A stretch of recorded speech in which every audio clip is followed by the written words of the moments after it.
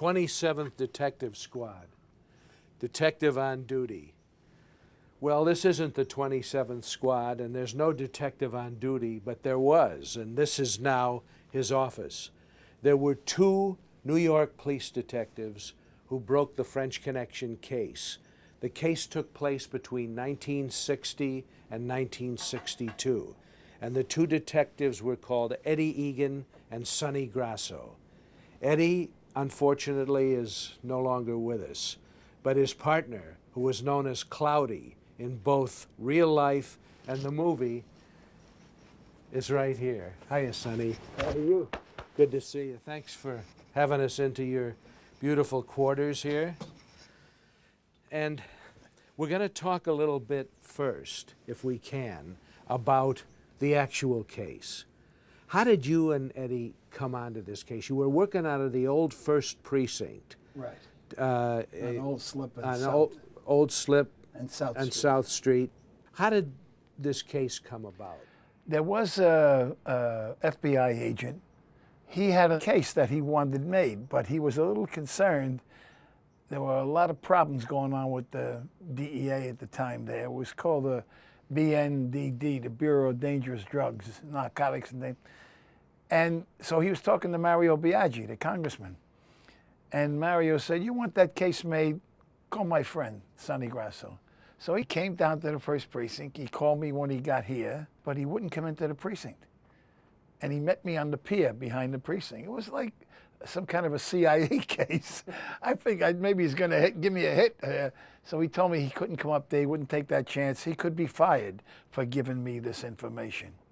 But Biaggi had assured him that we would make the case. And I think the most gratifying thing in the world is that when we made the case, he came up to the First Precinct to congratulate me. But when I started the film, I show you and Eddie, I show the two of you coming off duty and going to a club that was at like the Copacabana, the old Copa, just to have a drink, because Eddie liked to look at the ladies at the time.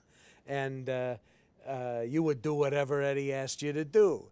And you went into the Copa and you saw a guy hanging around some flashy underworld characters.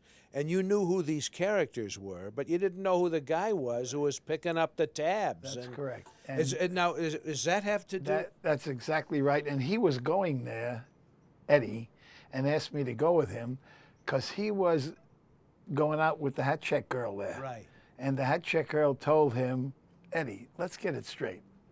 If you get here by 12, I go home with you. If you don't get here by 12, I go with whoever asks me. So we had to get there by 12. But the guy had given us some information, and we had put a wiretap on the person who gave him the information.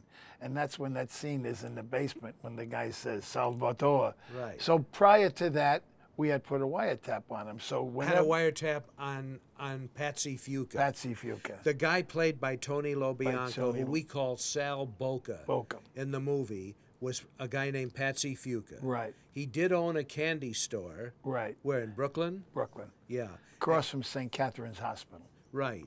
But was it really Eddie's instinct that said, let's follow this guy home? Yeah. And also it was Eddie's instinct that while I had all these pictures and everything and some facts from the case from this FBI agent, right. I was bowling up in Parkchester. About 2 weeks later, Eddie took it on his own to go out to the luncheonette. That Patsy Fuca owned. Right, and he called me and he told me that he checked out some of the plate numbers, and what they were doing then is bringing the money for the next shipment. But how did he know? He didn't know that, though. No. He just saw plates right. coming up that belonged to wise guys, right. or guys who were known to have known records. Right. And all of them had a little suitcase with them. They'd go in the back, and they'd stay there for a little while, and when they came out, they didn't have the suitcase anymore. So it was pretty obvious, and that started the whole thing. Then we started to be around him 24 hours a day. You started to follow him, and then you got a wiretap issued so you could right. listen to his phone calls. And one day a call came in from a French voice. Right. Right?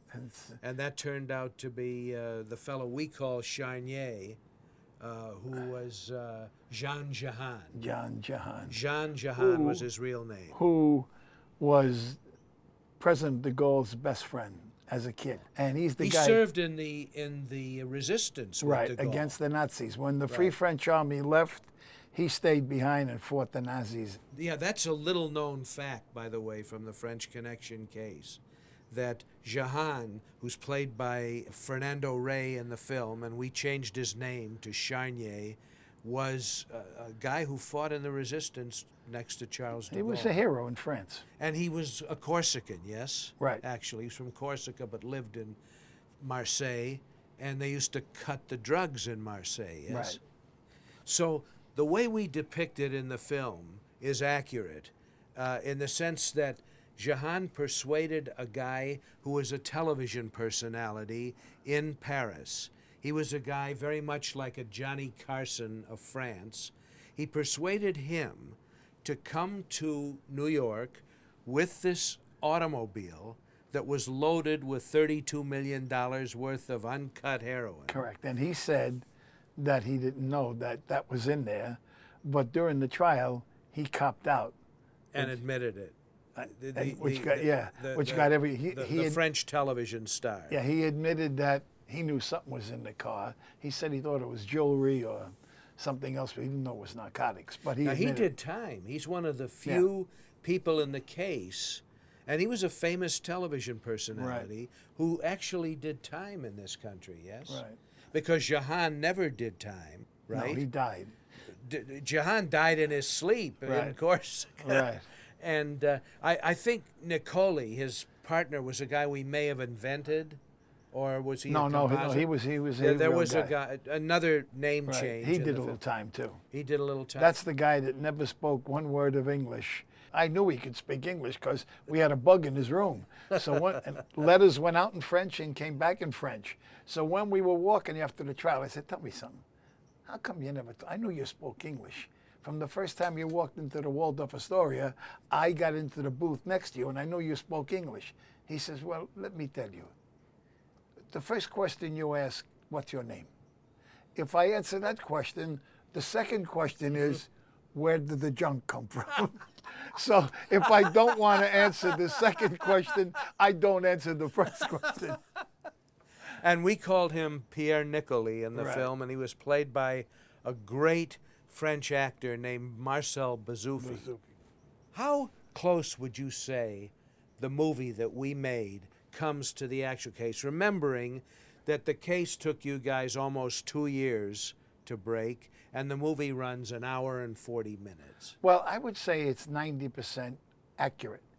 And the 10% that's, I would say, is not exactly accurate with the case were things that you saw us do and you put into the movie as part of what a detective does. Well, frankly, what interested me more even in the case was your relationship with Eddie Egan. When I first met you guys, I only knew the story of the French Connection case. I had not read Robin Moore's book at the time. I didn't know all of the details. I did know that it took place over 2 years and involved a lot of wiretapping and following a guy in a car and sitting on him and stuff which was not very cinematic.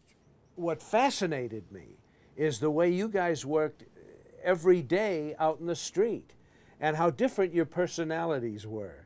You know, you were opposites of the same coin, but you had the same heart, you had the same goals, you were both totally dedicated to the job. Well, let me tell you, when we first made the case, we were coming to the precinct, and over the police radio, the chief of detectives said, there is the biggest conglomerate of news reporters in the history of the police department at the first precinct. And also, you got a very pissed off district attorney, Morgenthau, that you executed warrants you got in Brooklyn and never told the district attorney in Manhattan. And I understand what now, or maybe soon after that, that if they had an investigation going and we didn't come and tell the DA, we might screw up their investigation, you know? So he says, you better make sure you crossed every T and you dotted every I. And he said, you better school that hole in the head partner of yours, you know, because Eddie would say anything. He had no fear of bosses, judges, people. So I'm really nervous now, and he's driving. So I'm saying, Ed, what do you think? You know, we're approaching the precinct. We're about 4 blocks away. He said, what do I think? I said, yeah, what do you think? He said, I think Ben Gazzara plays you and Paul Newman plays me.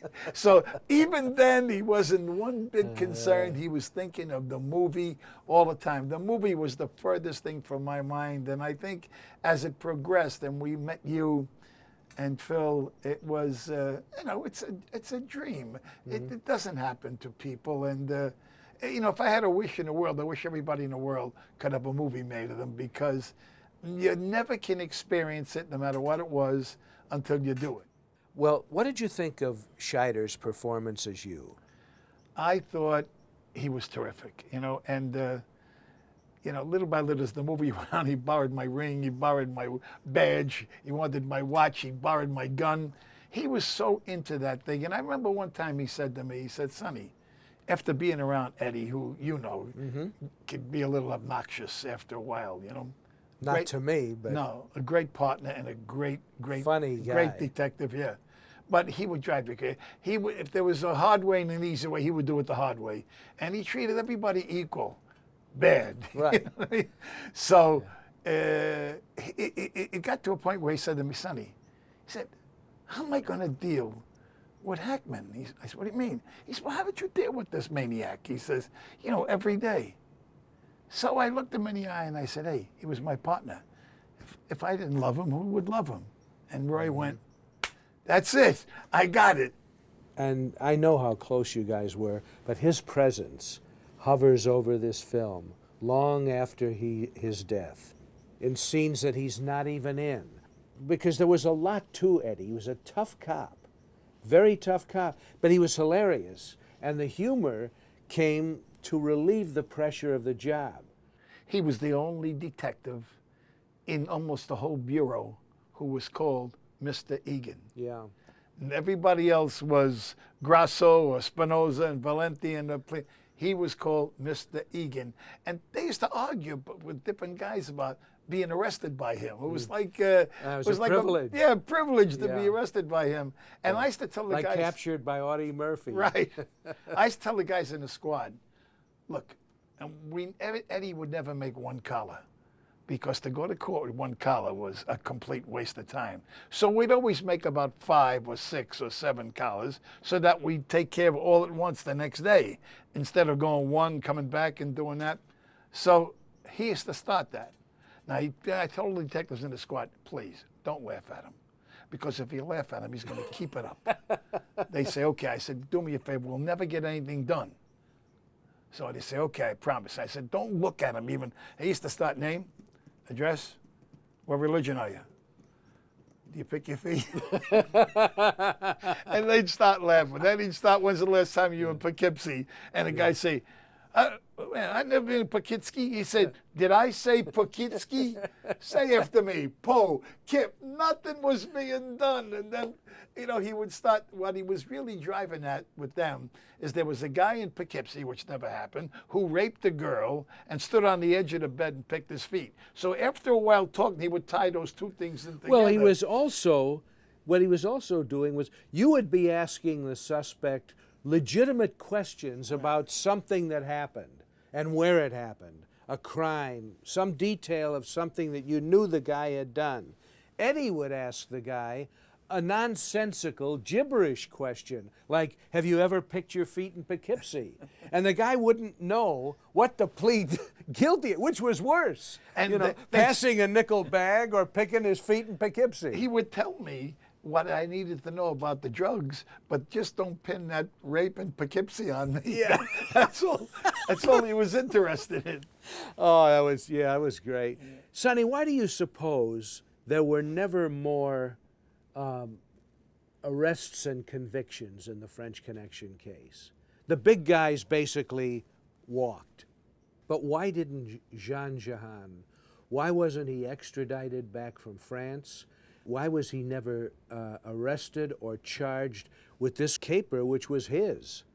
He was the man. This $32 million drug deal was his deal. The guy who's played by Fernando Rey in the picture. And by the way, the subway moment where he waves at Eddie, that actually took place. Right. But why? I believe that he was an international French hero, and he had, like I said, fought the Nazis after the French army left France. He was de Gaulle's friend, contributed to de Gaulle's presidency, and we think of smuggling a lot different than they do in Europe. In Europe, they smuggle perfume, they smuggle cigars, they smuggle dope, and you can introduce somebody in Europe and saying, this is my Uncle Billy, he's a smuggler. I mean, it's not like here, which, you know, in America, a smuggler is like, wow, you know? But Eddie went to France to try to extradite the main guys who made this caper. And what happened? Nobody would cooperate with him. The French police. Nobody. The French, the government, anybody. And they were saying that they didn't know where he was, but they actually did know where he was. He was in like one of those country places they put people who break the law, but they're too old to make them go He through. died in his sleep, Right. peacefully, and Right. I believe back in Corsica, Right. or Marseille, Right. one of the two. But we show at the end of the film, of course, we show the Jahan character getting away. And in fact, he left this country. He got out of Manhattan, out of New York City, and there was a 50 police dragnet all over the guy. What do you make of that? It was the biggest mystery in the world to me.